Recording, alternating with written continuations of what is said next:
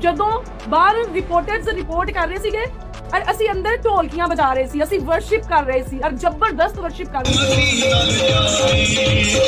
ਸੀਗੇ। ਇੰਨੀ ਸੋਹਣੀ ਵਰਸ਼ਿਪ ਕਰ ਰਹੇ ਸੀ। ਅਦਰਵਾਈਜ਼ ਤੁਹਾਨੂੰ ਪੋਸਟ ਕਰਕੇ मेरा दुख चला गया। Hallelujah hallelujah. मैं भूल गया ਦਿਖਾਉਂਦੇ ਕਿ ਕਿੰਨੀ ਸੋਹਣੀ ਵਰਸ਼ਿਪ ਹੋ ਰਹੀ ਸੀ। ਡੂ ਯੂ ਬਿਲੀਵ ਕਿ ਉਹ ਲੋਕ ਜਿਹੜੇ ਇਸ ਜਗ੍ਹਾ ਦੇ ਉੱਤੇ में घूमते हैं, अच्छा कोट पैंट पहनते हैं, लेकिन नहीं, आपको बता रहा हूँ, कोई और पादरी होता है ना, बेहोश हो जाता अभी तक वहां पर।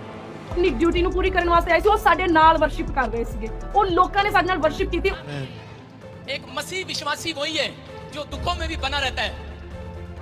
एक विश्वासी जो दुखों में भी बना रहता है। परमेश्वर ने हव्वा को यूज किया। मेरी बात समझ रहे हैं? कह रहे कि आपको कोई ना कोई हथियार बनाकर यूज करना चाहता है।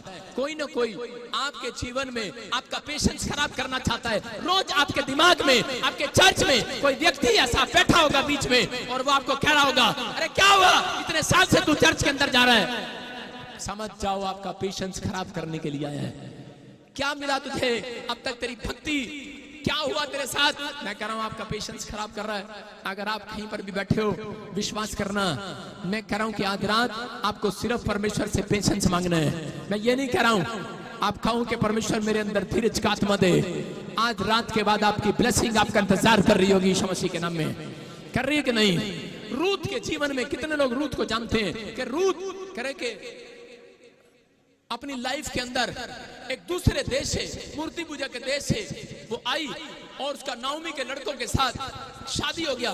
जब उसके बच्चे के साथ उसका शादी हुआ नाओमी के, और उसी समय कि उसका परिवार में डेथ हो गया, उसके जेठ, उसका पति, उसका ससुर एक साथ मर गए।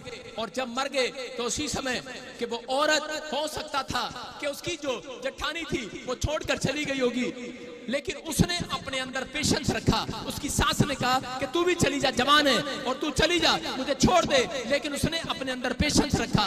उसने कहा नहीं, जिस परमेश्वर को मैंने इस्राएल के परमेश्वर को जान लिया है, अब मैं वापस उस देश में, मूर्ति पूजा के देश में नहीं जाऊंगी।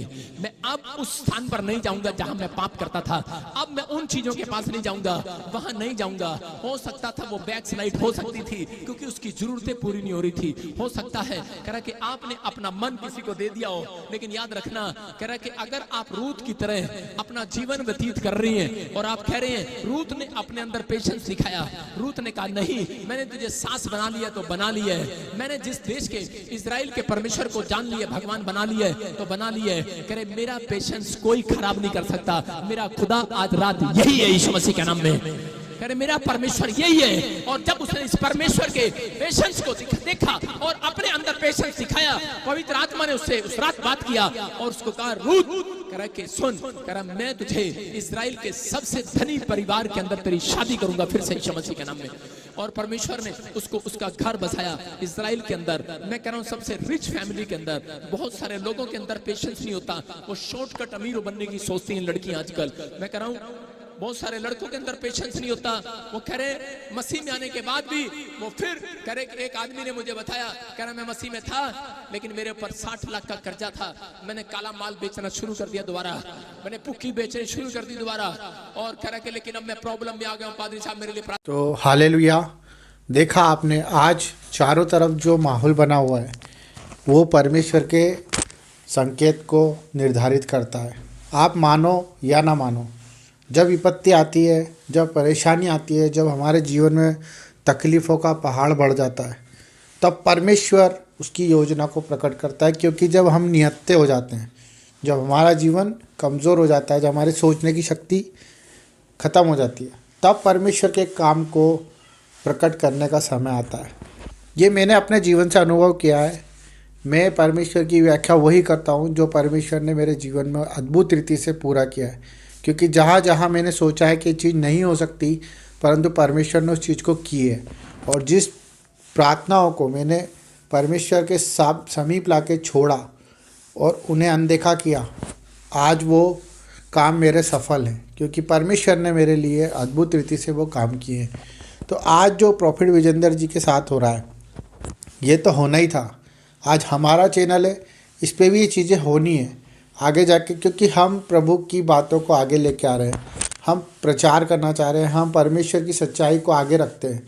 जिस तरह से नरोला जी, जिस तरह से प्रॉफिट विजेंद्र जी, जिस तरह से जितने हमारे पास्टर्स हैं जो सोशल मीडिया पे हैं, जो ऑफलाइन जो ऑनलाइन चर्चेस है, ये चर्चेस का उद्देश्य यही है कि वो एक इंसानियत को जन्म दे, एक सच्चाई को प्रकट कर पाए जो छुपी हुई है। इस दुनिया के अलग एक दुनिया है जो कोई देखना नहीं चाहता है, जो वो सच्चाई को समझना नहीं चाहता, वो सिर्फ हवा में जीना चाहता है, हवा में अपनी ज़िंदगी को उड़ाना चाहता है, किसी के कहने में आके, किसी की बातों में आके अपने शरीर का, अपने परिवार का, अपने जीवन का नाश करना चाहता है।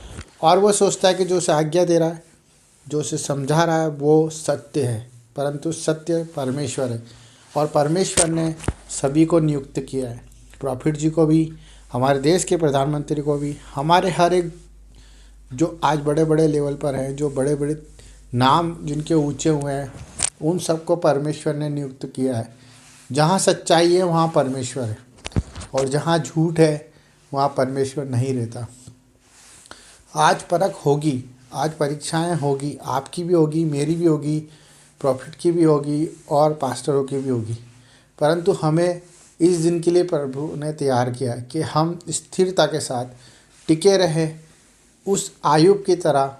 जो आयुब आप सब जानते हैं, जितने परमेश्वर को जानते हैं वो आयुब को जानते हैं कि उसकी धन संपत्ति, उसका परिवार, उसकी हर एक चीज़ छीन ली गई। शैतान ने प्रभु से कहा कि मैं इसे परेशान करूंगा और ये अपने घुटने टेकेगा, अपनी जीभ मेरे ओर फेर देगा, परंतु परमेश्वर की हर एक बात सच्ची हुई, क्योंकि परमेश्वर ने इस दिन के लिए उसे तैयार किया हुआ है। हमें भी तैयार किया हुआ परमेश्वर ने।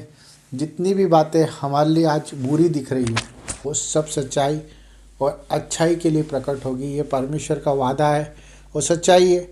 आज हम किसी रोग में भी होंगे, अगर किसी परेशानी में भी होंगे, कर्जों में भी होंगे और तकलीफ़ों में भी होंगे, तो भी हमारी निगरानी हमारा परमेश्वर करता है। वो हमारे पश्चाताप को चाहता है, वो हमारे अंदर के मन को साफ देखना चाहता है, वो हमारे हृदय को कोमल देखना चाहता है, दया से भरा हुआ देखना चाहता है। सिर्फ उसका ये उद्देश्य है कि जो मैंने बना के भेजा है, जिस तरह से आज हम एक जन्म लेते हैं, माँ के पेट में हमारे पास कोई बुराई नहीं आती, कोई कर्ज नहीं आता, कोई रोग नहीं आता, कोई बीमारी और कोई भी चीज़ हमें कमज़ोर नहीं करती। जिस तरह से हम बड़े होते जाते हैं और हम चीज़ों में जुड़ते जाते हैं और हम कमज़ोर होते जाते हैं। तो आप चारों तरफ देख रहे हो, जहाँ पर आज लोग चंगाई छुटकारा चाहते हैं, बीमारियों से आज़ादी चाहते हैं, जहाँ लोग अपनी परेशानियों का हल चाहते हैं, परंतु वो भटके हुए हैं, वो लोगों के पास जाते हैं। और वो लोग जो अच्छे काम करते हैं, जिस तरह से हमारे प्रॉफिट विजेंद्र और हमारे नरोला, हमारे जो भी चर्च के पास्टर, दास दासी जो दुआएं करते हैं, उन दुआओं पे वो शंका करते हैं। और शंका होगी, क्योंकि जब पाप का घड़ा भर जाता है तो वो झलकता है, जब बुराइयां बढ़ जाती है तो वो ख़त्म होगी। यही सच्चाई है परमेश्वर की। और जो आसपास हमारे होता है वो हमारे खिलाफ ही होगा। आज प्रॉफिट जी के साथ जो भी हो रहा है, हम जानते हैं कि वो बहुत बड़ी योजना है। परमेश्वर उन्हें बहुत बड़ा स्थान देने जा रहा है, बहुत बड़े ऊंचे पे लेके जाना चाह रहा है। क्योंकि आज अगर उनकी परख हो रही है तो उनकी परख तो होती ही रहती है। आज उनके पास जो ताकत है, मैं जानता हूँ, मैं देख के आया हूँ, कोई में इतनी ताकत नहीं जो परमेश्वर ने उनको दी है कि वो सरेआम प्रभु का प्रचार बेखौफ, निडरता से और बेफिक्र होकर, अपनी जान की ना परवाह करते हुए वो परमेश्वर की व्याख्या करते हैं, चंगाइयाँ देते हैं, छुटकारा देते हैं। और इस मुल्क में, इस मज़हब में, इस हिंदू राष्ट्र जो जो चीज़ें आज हो रही है, बातें बोली जाती है धर्म को लेके, हिंदुत्व क्या है? हिंदुत्व एक प्रेम है। अगर आप हर एक चीज़ को पढ़ोगे तो समझ में आएगा, हिंदू सर्वधर्म हिंदू है, एक समाज राष्ट्रता है, कोई धर्म नहीं है। दया, प्रेम, इलाज, किसी की मदद करना, ये धर्म है जो प्रॉफिट विजेंद्र जी करते हैं।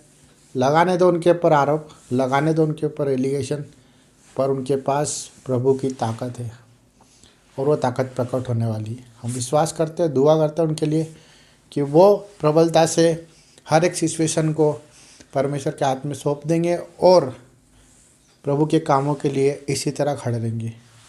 आमीन। सब